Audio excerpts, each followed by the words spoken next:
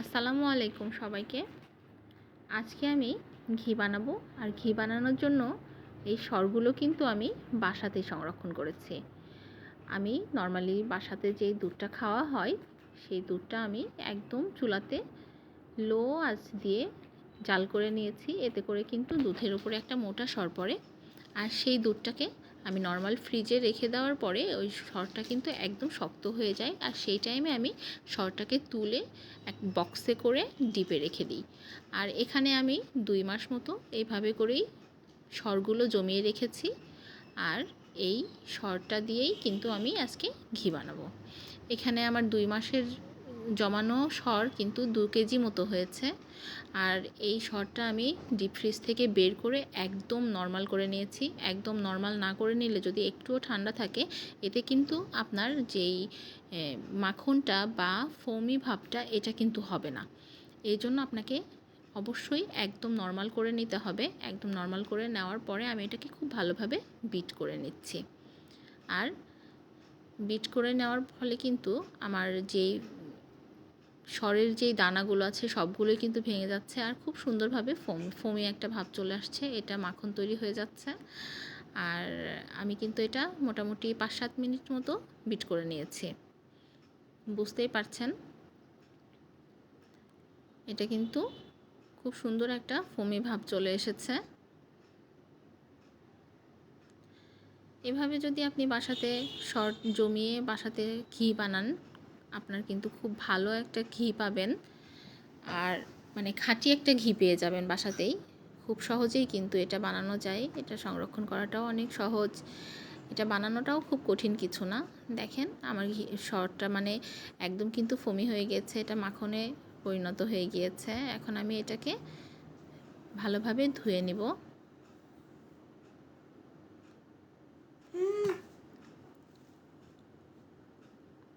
এটাকে ধোয়ার জন্য কিন্তু একদম ঠান্ডা পানি নিতে হবে। ঠান্ডা পানি না নিলে কিন্তু এটা হাতের সাথে লেগে যাবে বা উঠবে না সহজে। একদম ঠান্ডা পানি দিয়ে এটাকে ভালোভাবে ধুয়ে নিতে হবে। আর আমি এটা 2-3 বার কিন্তু এভাবে ধুয়ে নিয়েছি। এটা ফার্স্ট টাইম ধুচ্ছি। এটাকে ধুয়ে সুন্দরভাবে এটাকে তুলে নিব। আর তারপরে যখন একবার ধুয়ে নেওয়ার পরে আমি এভাবে 2-3 বার ধুয়ে নিব। আপনারা চাইলে একবারও ধুয়ে নিতে পারেন। আর এটা ধুয়ে নেওয়ার পরে কিন্তু যে পানিটা থাকবে এটাও কিন্তু ফেলে না দিলেও আপনারা কিন্তু এটাকে ঘোল বা মাঠা হিসেবে খেতে পারেন। আমার বেবি একটু টেস্ট করছে কেমন টেস্ট। এমনি মজার টেস্ট। তাই হ্যাঁ, এটা কিন্তু আমি ভালোভাবে ধুয়ে এটা কড়াইয়ের মধ্যে তুলে নিচ্ছি।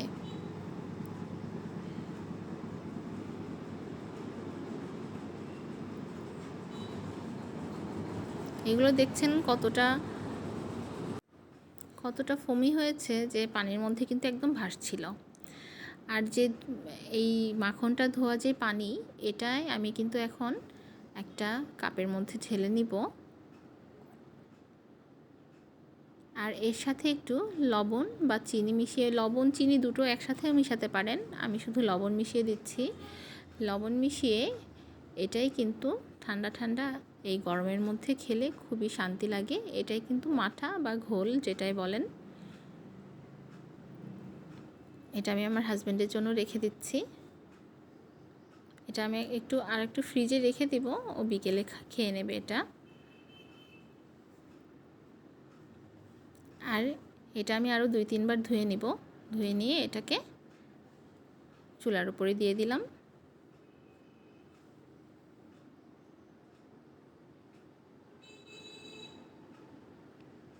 এখন চুলাটা জ্বালিয়ে দিয়েছি। এখন কিন্তু মাখনগুলো একদম গলে যাবে।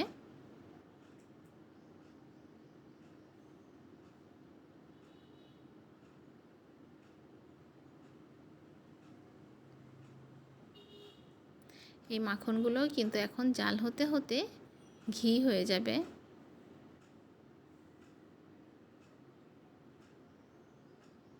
মাখনগুলো যখন গলে যাবে তখন কিন্তু ফেনা হবে, প্রচুর ফেনা হবে।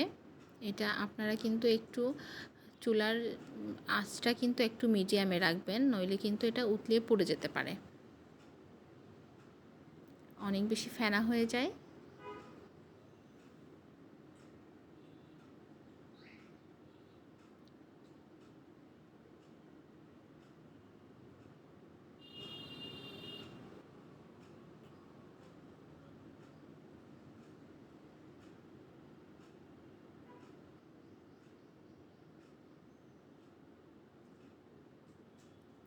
দেখেন মাখনগুলো কিন্তু সব গলে গিয়েছে, আর ওপরে কিন্তু অনেক ফেনা হয়েছে। আমার ঘিটা কিন্তু অনেক বলক চলে এসেছে।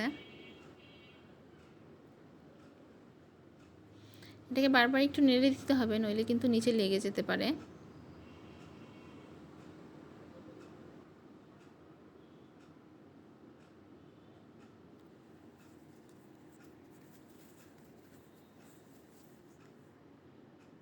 দেখেন এটা কিন্তু অনেকক্ষণ জাল জাল করা লেগেছে। এটা কিন্তু এই মাখনটাকে একটু ধৈর্য ধরে সময় নিয়ে আপনি নেড়ে নেড়ে একটু জাল করে নেবেন।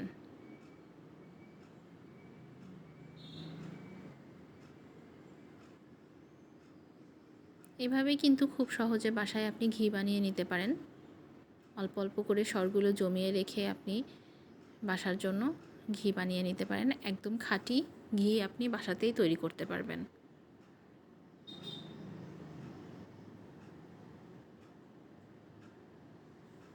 ভেতরে যে দানাগুলো পড়েছে এই দানাগুলো কিন্তু একদম লাল হয়ে যাচ্ছে। নিচে থেকে একটু ভালোভাবে নেড়ে দিতে হবে, নইলে কিন্তু নিচে লেগে যায়। আর এটাকে খুব ভালোভাবে নেড়ে নেড়ে এই যে দেখেন আমি কিন্তু আমার ঘিটা কিন্তু তৈরি হয়ে গিয়েছে। আমি একদম ঘি বানানো হয়ে গেলে কিন্তু আমি এটাকে ঠান্ডা করে একটু ছেঁকে বয়ামে ঢেলে নিয়েছি। অবশ্যই ছাঁকনি দিয়ে ছেঁকে নিতে হবে। ঘির কালারটা দেখেন একদম সরিষার তেলের মতো কালারটা এসেছে।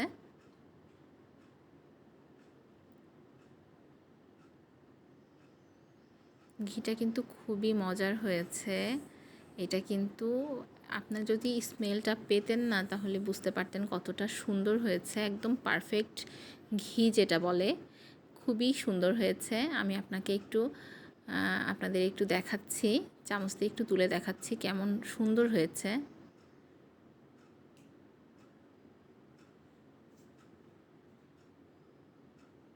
খুব সুন্দর কিন্তু একটা খাঁটি গাওয়া ঘি আপনি বাসাতে এইভাবে তৈরি করে নিতে পারেন।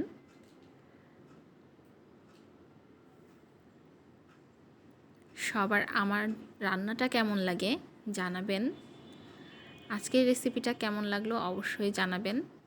আমার জন্য সবাই দোয়া করবেন। আর হ্যাঁ, বাসাতে কিন্তু অবশ্যই এভাবে ঘি বানিয়ে খেয়ে দেখবেন, খুব সহজে, কত মজার। সবাই আমার জন্য দোয়া করবেন। আল্লাহ হাফেজ। আল্লাহ হাফেজ। আমার ঘিটা সবাই খাওয়াবেন।